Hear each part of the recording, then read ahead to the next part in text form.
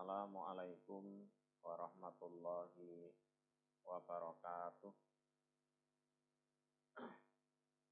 Kita ketemu lagi di channel GRS ya, Gria Ruqyah Surabaya. Kali ini kita akan membahas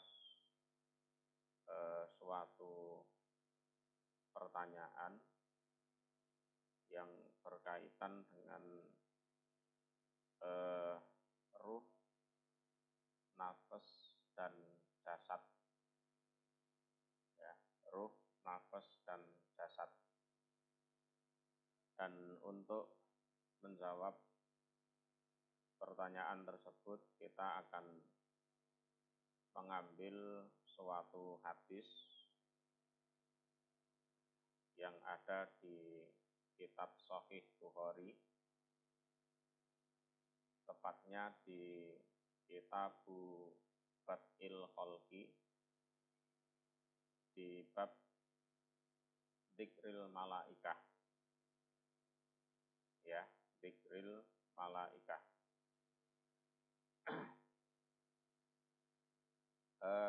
Kita coba baca hadisnya.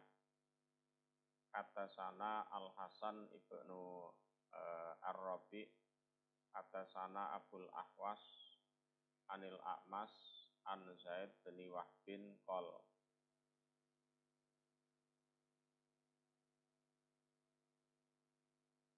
Qala Abdullah haddatsana Rasulullah sallallahu alaihi wasallam wa huwa shadiqul masduq. Abdullah mengatakan, ini Abdullah di sini ini adalah Abdullah bin Mas'ud. Ya, Abdullah bin Mas'ud. Kami pernah diceritai oleh Rasulullah sallallahu alaihi wasallam, dan beliau Rasul itu adalah shadiqul masduq, orang yang benar dan dianggap benar. Orang yang benar dan dianggap benar.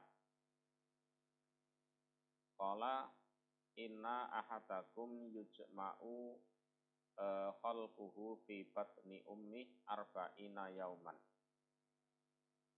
Beliau bersabda bahwa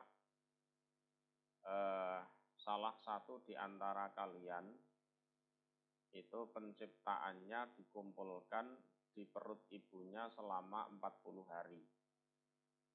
Perhatikan ya. Jadi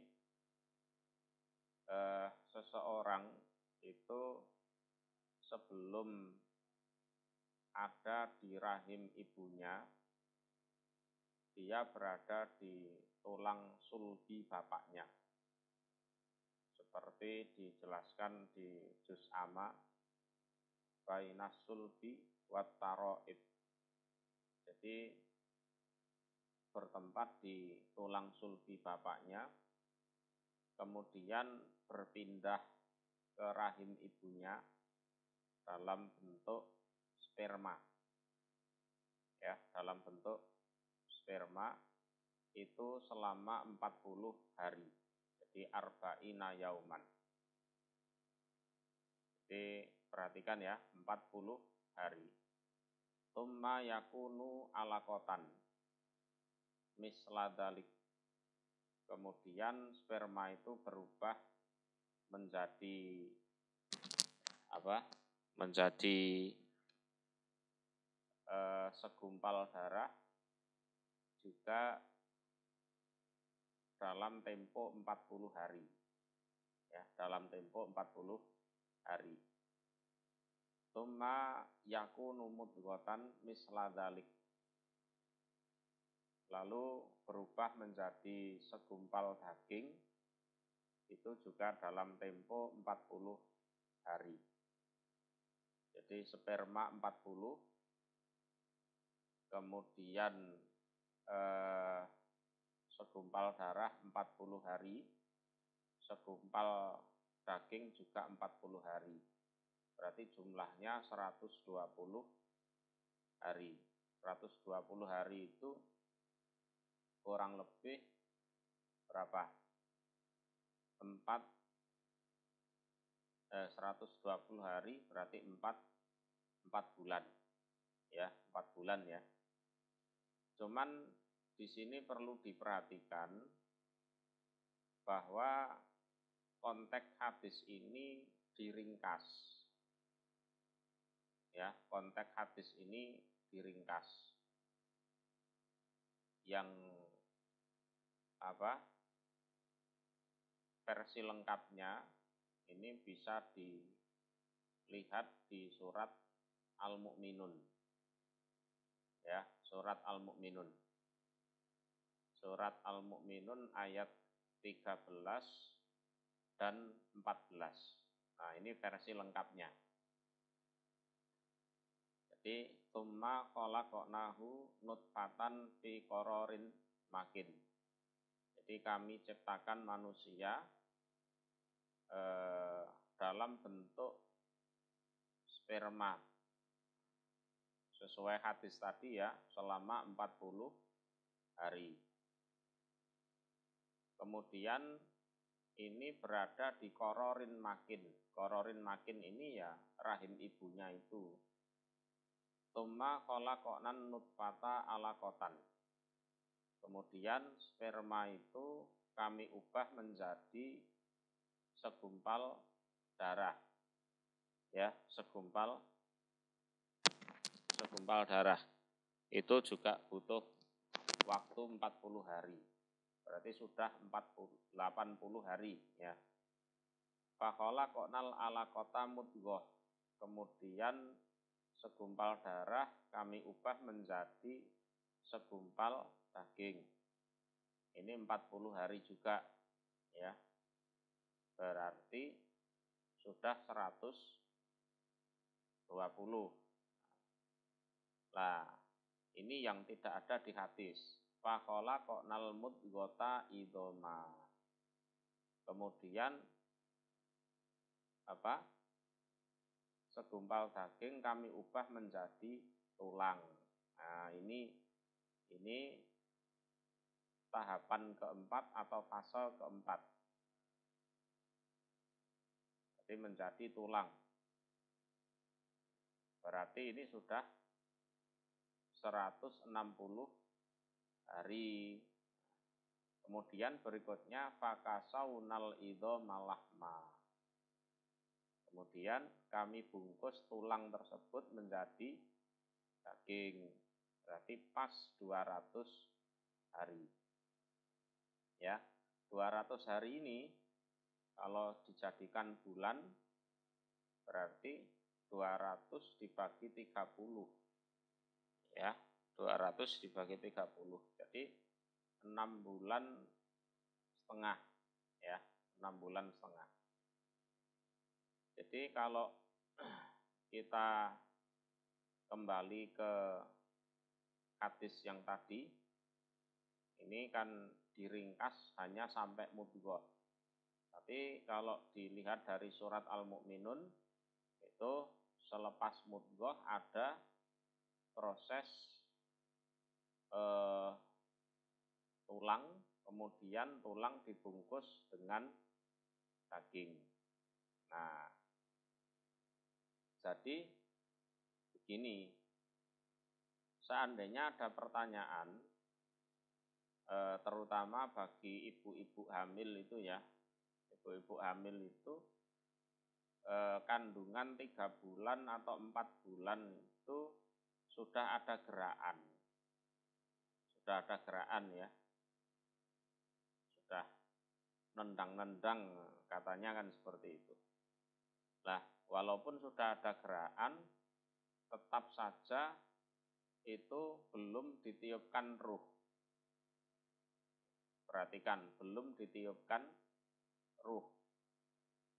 Nah, ditiupkan ruh itu selepas 6 bulan setengah. Atau paling lama 7 bulan. Maka di adat istiadat Jawa ada yang namanya mitoni. Mitoni itu ya sejenis adat atau bancaan mungkin atau syukuran dalam rangka menyambut ditiupkannya ruh ke dalam janin. Ya. Lah, kenapa sebelum 6 bulan kok sudah ada geraan? Ya memang sudah ada, tapi tetap ruhnya belum ditiup. Ruhnya belum ditiup. Perbandingannya seperti orang tidur.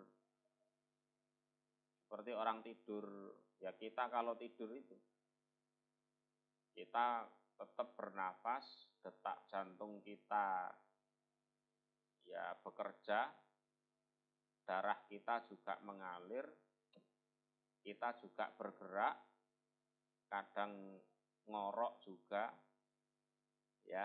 Tapi pada saat kita tidur, ruh kita itu diambil oleh Allah, ya. Ruh kita diambil oleh Allah. Sama seperti janin sebelum 6 bulan atau 7 bulan, itu ruhnya tetap belum ada, walaupun sudah ada geraan. Sama seperti kita waktu tidur itu. Ya. Lah, ruh ditiup setelah 6 bulan setengah atau paling lambat 7 bulan. Kemudian ada hadis juga ya menjelaskan bahwa an-naumu akul maut.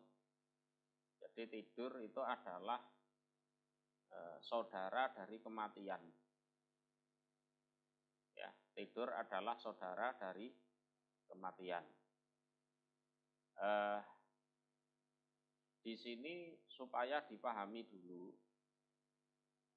bahwa komposisi manusia itu ada 3.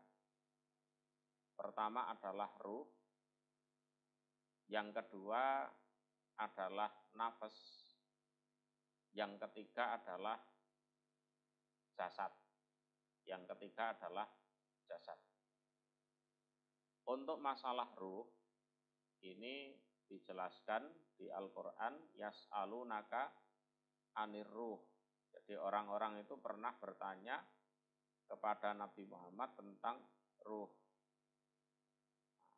Lalu Nabi Muhammad diperintahkan untuk menjawab, ruh itu perkara Allah, ya, perkara Tuhan.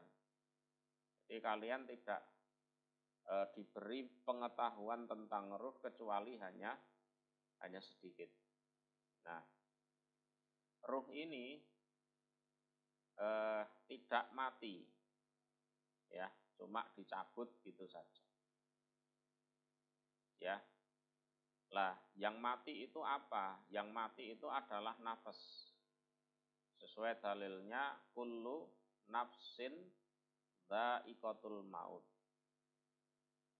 Ya, nafas. Lah, keberadaan nafas ini tidak bisa dilihat secara kasat mata, tapi bisa diidentifikasi. Jadi nafas seseorang itu dinyatakan masih hidup, ya, belum mati apabila orangnya masih bernafas. Itu yang pertama. Yang kedua, detak jantungnya masih berjalan. Terus suhu badannya hangat, ya kan? Kemudian apabila teriris atau tergores atau tertusuk, itu mengeluarkan darah. Nah, dan ciri-ciri yang lain. Kalau ciri-ciri ini masih ada, berarti nafasnya masih hidup. Ya. Tapi kalau badannya sudah dingin, pucat, nafasnya berhenti, detak jantung juga berhenti. Kemudian kalau diiris itu sudah tidak keluar darahnya, lah itu berarti nafasnya sudah mati. Jadi mengalami kematian. Kullu nafsin dha'iqatul maut. Nah, sehingga antara tidur dan mati itu kesamaannya adalah sama-sama ruhnya diambil oleh Allah. Nah, perbedaannya adalah kalau orang tidur, nafasnya belum mati. Kalau orang mati, itu nafasnya sudah mati. Nah, bedanya di situ.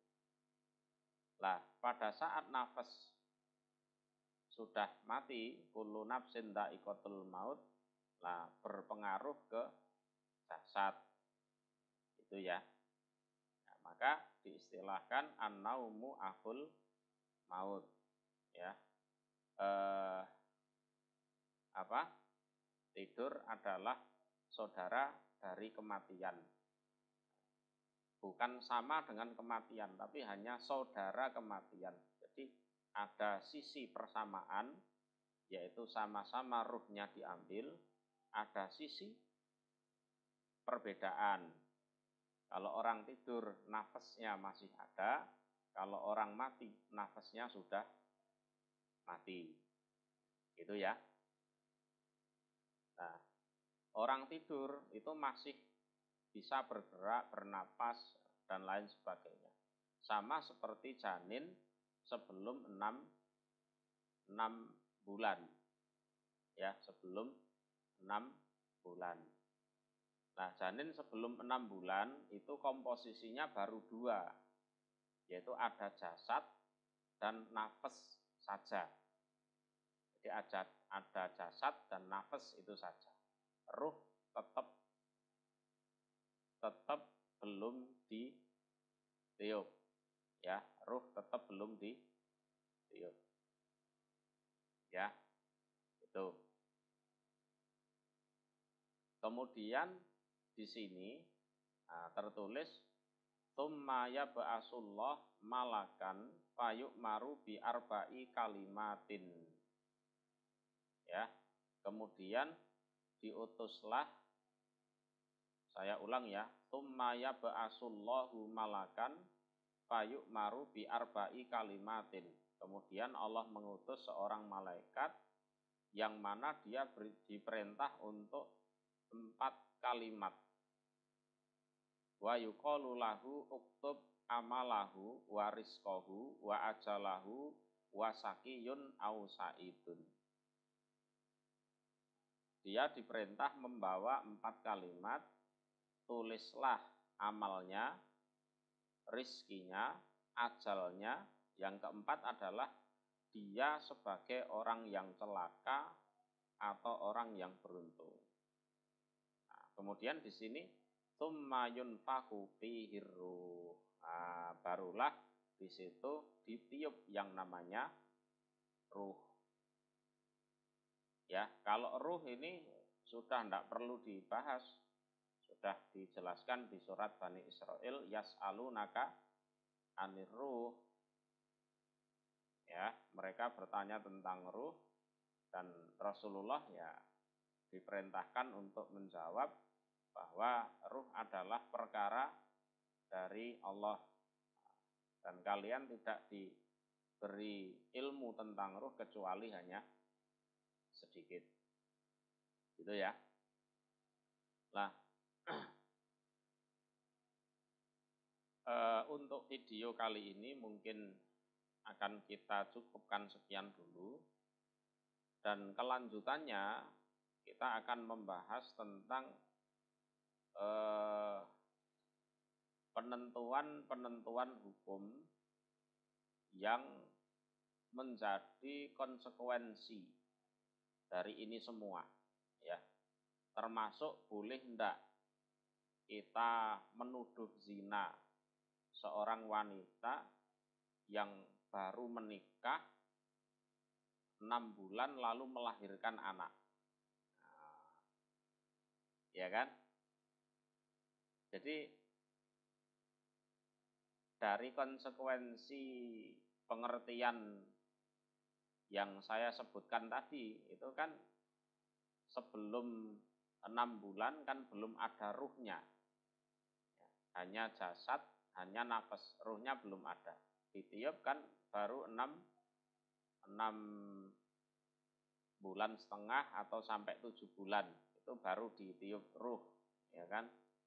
Nah, sekarang konsekuensinya, seandainya ada orang menikah, terus hamil baru 6 bulan, atau ya 6 bulan setengah lah, belum sampai 7 bulan, terus melahirkan. Nah, bisa ndak si wanita tersebut kita anggap sebagai pelaku zina? Karena tuduhan zina itu kan ada 3 jenis. Pertama karena ada 4 saksi, yang kedua karena pengakuan, yang ketiga karena kehamilan. Nah, zaman sekarang kan ya banyak yang nikahnya itu tergesa-gesa, terus kok kayaknya belum 9 bulan kok sudah melahirkan, nah gitu kan. Kadangkala ada bisian-bisian dalam hati untuk menuduh orang tersebut melakukan zina. Tuh. Nah, padahal menuduh orang zina tanpa bukti itu dia harus dihukum silit atau didera, dipukul selama 80 kali. Nah, insya Allah akan kita sambung di video berikutnya. Akhirul kalam. Assalamualaikum warahmatullahi wabarakatuh.